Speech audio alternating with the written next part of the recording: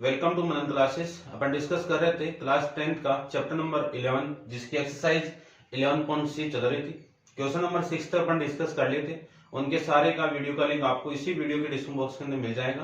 पहले आप उस वीडियो को देखिए और फिर आप इस वीडियो पे आइए। ठीक है, तो चलिए स्टार्ट करते हैं। क्वेश्चन आपका एक्सरसाइज 11c का क्वेश्चन नंबर 6 यानी 7 के बारे में। ठीक है ना, तो देखिए क्वेश्चन नंबर 7 में आपको गिवन क्या है वो देख लीजिए। पहले क्वेश्चन नंबर 7 के अंदर गिवन है कि if A B and C are A P, यानी ए बी एंड सी ये किस में है? एपी के अंदर है। आर इन एपी, ये एपी के अंदर है। तो एपी के लिए मैंने आपको एक कंडीशन बताई थी कि क्या ए बी सी ये तीनों एपी में है, तो इन दोनों का minus B minus A equal to इन दोनों का माइनस आपस में क्या होगा? इक्वल होगा। यहां से मैं ये भी लिख सकता हूं कि two B equal to A plus C, और बी की वैल्यू कितनी आ जाएगी? ए प्लस सी अपॉन में 2। तो इस कंडीशन के अकॉर्डिंग में ये लिख सकता हूं कि ए प्लस बी अपॉन 2 ए प्लस सी अपॉन 2 ये किसके इक्वल होगा? बी के इक्वल होगा। कौन सी इक्वेशन हो गई? Equation number first. आगे आपको ये गिवन है कि AP a comma x comma b are किसमें है? जीपी, इन जीपी के अंदर है। और ये जीपी के अंदर है तो इसी को मैं क्या लिख सकता हूं ज्योमेट्रिक के अकॉर्डिंग? तो ये x square equal to a b, ये कौन सी इक्वेशन हो गई? सेकेंड हो गई। फिर B comma Y and C ये किसमें है आपका? आर इन जीपी, ये भी किसमें है? जीपी में। तो यहां से मैं क्या लिख सकता हूं? Y square equal to b c. और उसके बाद में आपको प्रूव करना है, क्या प्रूव करना वो देख लीजिए कि एक्स स्क्वायर बी स्क्वायर और वाई स्क्वायर ये तीनों के तीनों किसमें होने चाहिए? जीपी के अंदर होने चाहिए। ये आपको गिवन है। ठीक है, यहां पे मैं एंड लगा देता हूं। एंड ये कंडीशन दी हुई है आपको। अब देखो ये जीपी में है, तो जीपी के लिए अपन जानते हैं, ठीक है, जीपी है एपी है, एपी के अंदर ये किसमें आपका? एपी के अंदर है। तो ये एपी में है तो अपन जानते हैं क्या? देखो इसका डबल 2b स्क्वायर किसकी इक्वल होगा? x प्लस वाई की इक्वल। ये आपको प्रूव करना है। यदि ये कंडीशन आ जाएगी तो अपना काम हो जाएगा। तो देखिए ध्यान से, ये इक्वेशन नंबर 3। आपको चाहिए इसका और इसका सम, देख लीजिए वहां पे, यानी X square plus Y square इन दोनों को मुझे ऐड करना है। इक्वेशन 2 प्लस 3 करना है, तो ऐड कर दीजिए। तो इस एक्स स्क्वायर की वैल्यू कितनी है?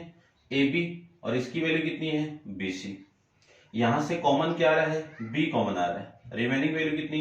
ए प्लस सी, याद आएगा। अब देखो ए प्लस सी की वैल्यू, इस 2 को मैं इधर भेजूं तो कितना आएगा? 2b equal to A plus C. इसको इक्वेशन डाल दीजिए, इक्वेशन नंबर आपकी फर्स्ट होगी। ये वाली वैल्यू में यहां पे पुट कर दूं तो वैल्यू कितनी आ गई?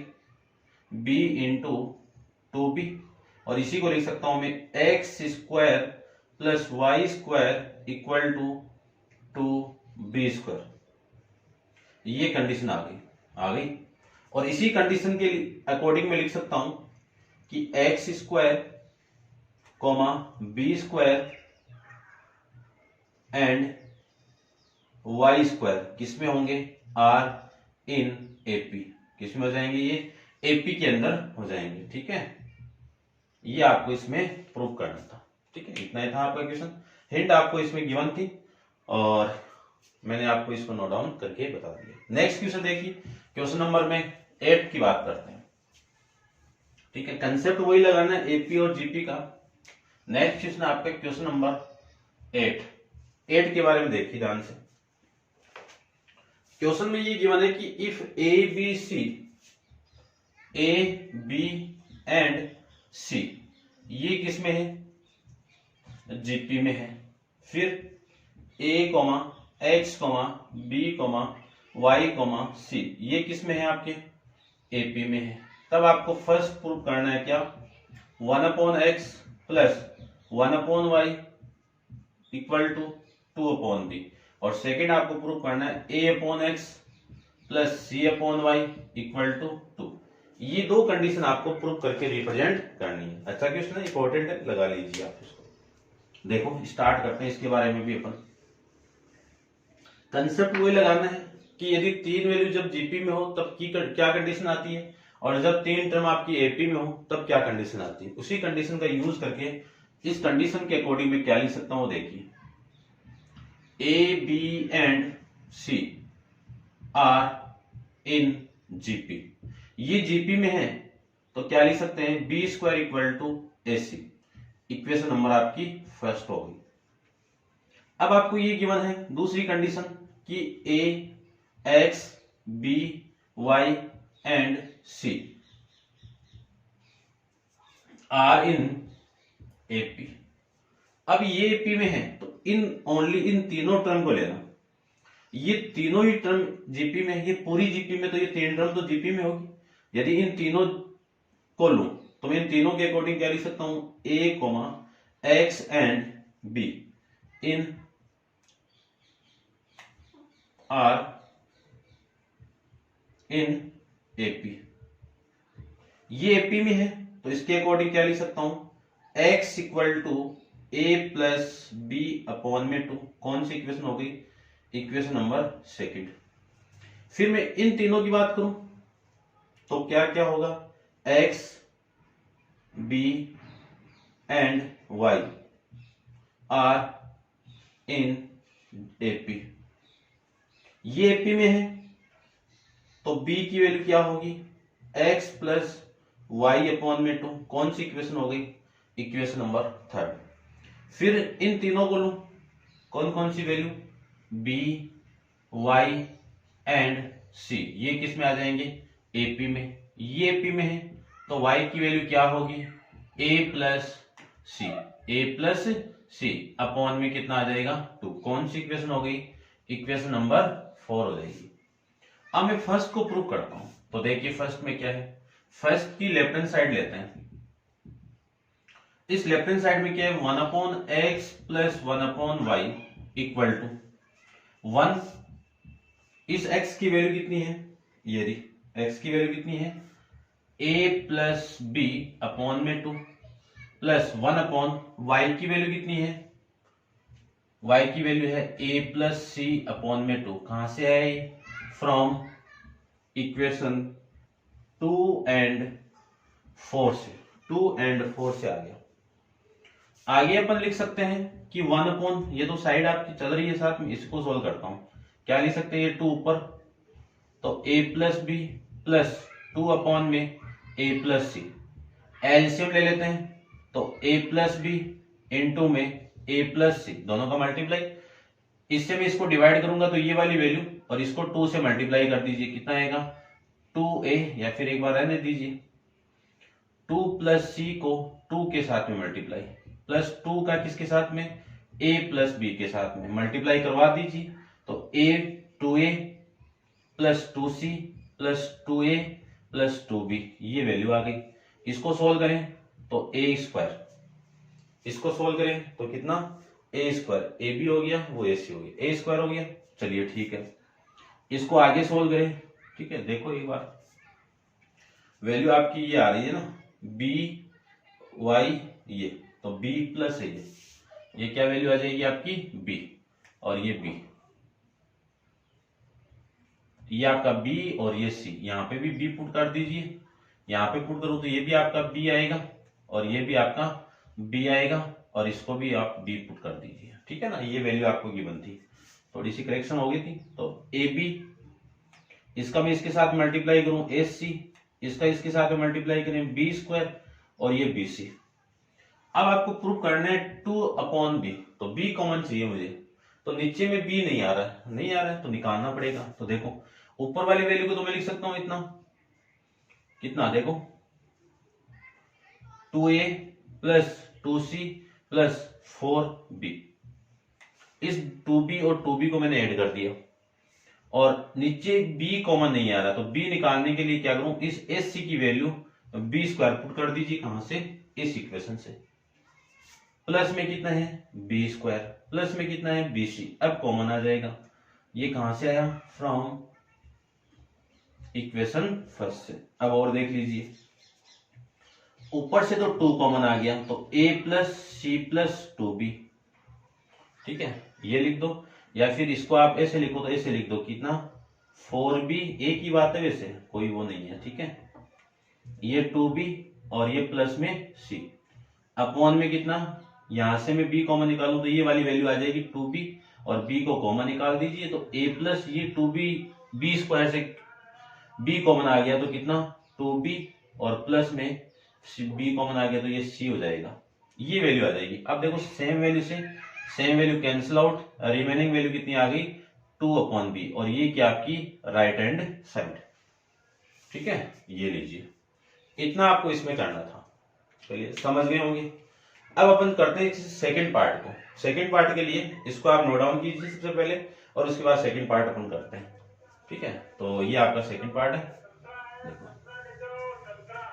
नेक्स्ट अपन इसका सेकंड पार्ट की जो लेफ्ट हैंड साइड है, उस लेफ्ट हैंड साइड की मैं बात करूं तो देखो कितनी जो वैल्यू गिवन है आपको left hand side, a upon में x प्लस c अपॉन में y, a upon x, x की वैल्यू कितनी है x, ये रहा कितना है a प्लस b अपॉन में 2 प्लस c, y की वैल्यू कितनी है b प्लस c अपॉन में 2, ये वैल्यू है।